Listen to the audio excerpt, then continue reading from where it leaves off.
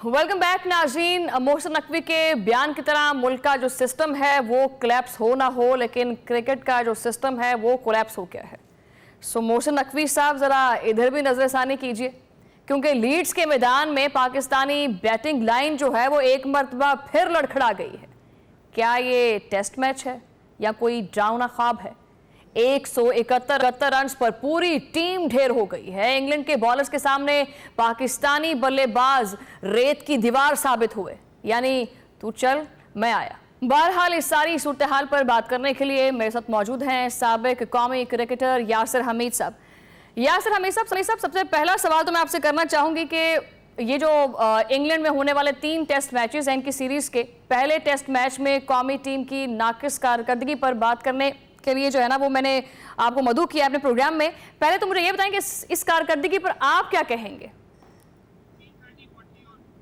देखिए, इंग्लैंड में हमें पता है इंग्लैंड की कंडीशन जो है वो ऑब्वियसली जो एशियन टीम्स हैं उनके लिए डिफिकल्ट होती है। हमेशा से इस तरह होता आया है कि पाकिस्तान जब भी पहला टेस्ट मैच खेलता है इंग्लैंड में तो डिफिकल्टी तो होती है, लेकिन जितना जल्दी हम रिकवर कर सकेंगे उतना जल्दी हम सीरीज में वापस आ सकते हैं। थोड़ा डिसअपॉइंटिंग थी परफॉर्मेंस, क्योंकि एक तो अनलकीली मेरे ख्याल से टॉस जो है वो पाकिस्तान ने लूज किया, उसका भी मैं समझता हूँ एडवांटेज जो इंग्लैंड ने बहुत भरपूर उठाया है। दोनों बॉलर्स ने 5-5 आउट किए, पर थोड़ा यह था कि रेजिस्टेंस शो की अब्दुल्ला शफीक ने बहुत ही अच्छी इनिंग खेली, बहुत ही क्लास की इनिंग खेली। मैं समझता हूँ कि जो अपनी फॉर्म है उसको उन्होंने कैरी किया, जो वेस्ट इंडीज की फॉर्म है। तो साथ ही साथ बाबर आजम का ना होना, ये बैटिंग ऑर्डर में एक मैं समझता हूँ एक धचका था उसका अनफिट होना। बट मैं ये समझता हूँ कि पाकिस्तान को फिर भी 220, 230, 240 तक जाना चाहिए था कोलैप्स होने के बावजूद भी, क्योंकि जो टेल्स होते हैं वो भी 10-10, 15-15 रन ऐड करती है। हम देखते हैं हर टीम की टेल करती है। अनफॉर्चुनेटली पाकिस्तान की टेल जाती है और बस हमारी टेल आउट होके आ जाती है। आउट ठीक है, आउट होके आ जाती है। यासिर साहब, ऐसे आपने भी जो है ना वो इंग्लैंड में क्रिकेट खेली है, आपको क्या लगता है वहां की कंडीशंस कैसी हैं, पिचेस कैसी हैं? क्या वाकई इतनी बुरी हैं कि हमारे बल्लेबाज जो हैं वो 50 ओवर्स भी जो है ना वो नहीं कर पाते? हाँ, देखिए बिल्कुल जो पहले दिन जो कंडीशंस होती हैं वो डेफिनेटली बॉलर को बहुत फेवर करती है। जो हम देख रहे थे जिस तरह बॉल स्विंग हो रहा था, सीम हो रहा था, वॉबल हो रहा था, उसमें तो डेफिनेटली एक बड़ी ही चैलेंजिंग कंडीशन है। लेकिन अब्दुल्ला शफीक ने अपनी बैटिंग से और इमाम ने भी काफ़ी हद तक अपनी बैटिंग से प्रूव किया कि अगर आप की टेक्निक अच्छी है, आपका कॉन्फिडेंस अच्छा है, आपकी शॉट सिलेक्शन अच्छी है, तो आप किसी भी पिच पे रन कर सकते हैं। इट्स ऑल अबाउट मैं समझता हूँ कि आपकी एप्लीकेशन कैसी है, आपका माइंडसेट कैसा है और आप किस तरह अप्रोच करते हैं अपनी इनिंग को। तो आई थिंक कि ये चीज़ थोड़ा सोचने पड़ेगी। और जितने भी हमारे बैट्समैन हैं, क्योंकि इंग्लैंड में अगर आप बॉडी के करीब नहीं खेलोगे, लेट नहीं खेलोगे, आपके लिए रन मतलब करना अभी इतना अभी आसान ये जो नहीं है। बेसिक चीजें हैं क्रिकेट के बारे में, अभी हमारे बल्लेबाजों को, गेंदबाजों को यही चीजें सीखने की जरूरत है। अभी हमने इन मामलों में ठीक होना है।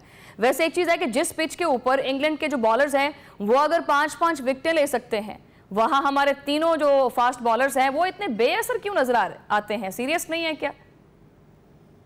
देखें, एक तो उनकी होम कंडीशन है, दूसरा आपकी जो बात के बेसिक्स, तो हर प्लेयर बेसिक्स के साथ ही आगे चलता है, लेकिन जो बेसिक्स पे काम करते रहते हैं, अपने कैरी ऑन करते हैं, वो ही इस तरह की कंडीशंस में कामयाब होते हैं। तो मैं फिर अगेन मैं कहूँगा सिर्फ बाबर आजम हैं या अब्दुल्ला शफीक हैं, तो बेसिक्स पे काम करते हैं। बाकी भी बैट्समैन बेसिक्स पे चले। और बॉलर्स का जहाँ तक आपने बात की, बॉलर्स को अपनी they were all over the place. हमारे जो बॉलर्स हैं अब्बास को छोड़ के, जो हमारे मोहम्मद अली और दूसरा फरम शहजाद हैं, they were all over the place. तो इंग्लैंड में बड़ी डिसिप्लिन बॉलिंग चाहिए आपको, टेम्परामेंट चाहिए। ज़्यादा एक्सपेरिमेंट्स आप करेंगे तो आपको मार पड़ेगी। हमने देखा कभी एक बॉल टांग पे हो रही थी, एक बॉल ऑफ स्टंप के बाहर होती थी, 4 बॉलें वो विकेट में करते थे, तो वो 2 बॉलों पे तो बाउंड्रीज कंसीड कर देते थे, तो उसका फायदा नहीं है, प्रेशर बिल्ड नहीं होता। तो अब्बास ने जो अच्छी बॉलिंग की है, 9 ओवरों में 34 रन दिए, एक आउट के, तो उधर दूसरे एंड से 70 रन पड़ गए आपको 10 ओवरों में,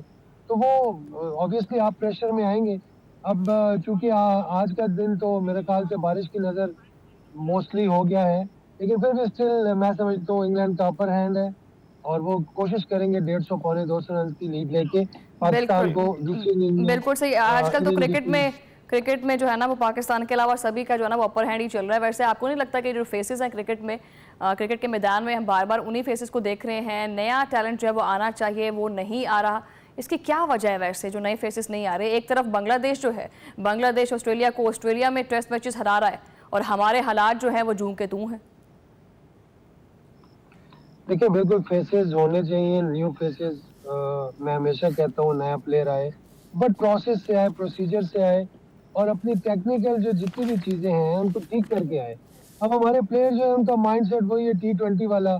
आप कोई भी यंगस्टर उठा के देख लो, आप उसकी बैटिंग देख लो, उसमें आपको T20 की झलक नजर आएगी। तो अगर आप T20 की क्रिकेट खेलेंगे तो आप किस तरह टेस्ट की टीम में आ सकते हैं? एक प्लेयर है अजान अवैस, जिसको हम देख रहे हैं कि यार वो ओवर द ईयर्स रन करता आ रहा है। एक प्लेयर है शामिल हुसैन जो कि उसने अभी भी फाइनल में स्कोर किया। तो मेरे ख्याल से इन प्लेयर्स को चाहिए कि अपनी बेसिक्स पे काम करें, क्योंकि अगर आपकी बेसिक स्ट्रांग होगी उसको आप अपने अपने करियर को भी प्रोलॉन्ग कर सकते हैं, आप अपनी बैटिंग में ईज भी ला सकते हैं, आप एक कंफर्ट जोन में रह के आप बैटिंग कर सकते हैं। तो I think this is very important कि हमारे प्लेयर्स की बेसिक्स भी स्ट्रांग हो, साथ ही साथ उनको बिल्कुल सही। सब कुछ जो है ना वो हमारी जो क्रिकेट टीम है काफ़ी स्ट्रांग है, बस दिल के बहलाने को ख्याल अच्छा है गालिब। लेकिन बात यही है कि पाकिस्तान के जो क्रिकेट के जो शायकीन हैं वो बड़े मायूस हैं। बहुत शुक्रिया यासर, आपने टाइम दिया, वक्त। नाज़रीन, चूँकि वीक का एक आखिरी प्रोग्राम था तो मैंने ज़रूरी समझा कि क्रिकेट के मैदान से भी जो है ना खबर को शामिल करना चाहिए, लेकिन एक ब्रेक लेते हैं, इसके बाद प्रोग्राम जारी है।